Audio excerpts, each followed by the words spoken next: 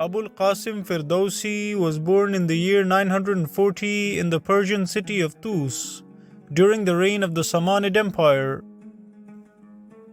He was born into a family of poor Persian farmers.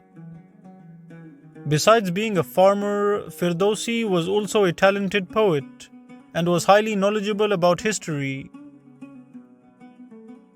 He was also a skilled engineer, and he would often collect donations in order to build infrastructure such as irrigation canals in his local area.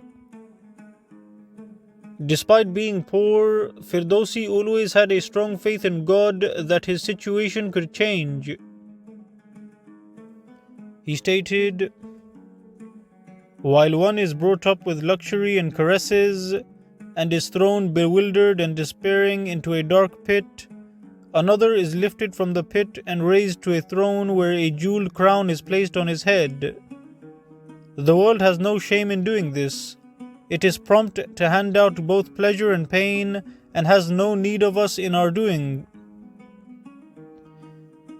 Ferdowsi's luck changed when the conqueror known as Mahmud Ghaznavi conquered Iran.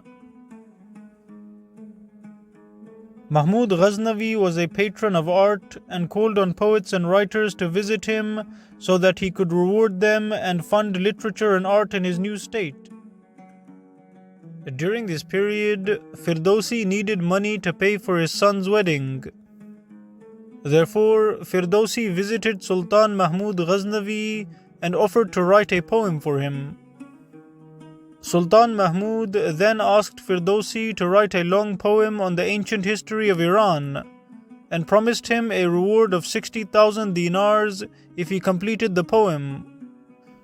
Ferdowsi accepted this task and eventually finished writing the poem, which was entitled Shahnama. However, Sultan Mahmud did not like the fact that Ferdowsi did not praise him and his ancestors in the poem. Therefore, Sultan Mahmud broke his promise and gave him only 50,000 dirhams instead of the 60,000 dirhams which he was promised. Ferdowsi was deeply offended and angered by this. He gave away all the prize money to the poor and criticized Sultan Mahmud in a poem in which he spoke out against his dishonesty and bad character. As a result of this poem, Ferdowsi began to receive threats from the government, and he left the Ghaznavid state and fled to the city of Baghdad. Ferdowsi later returned to Iran and passed away in the year 1020 in the city of Tus.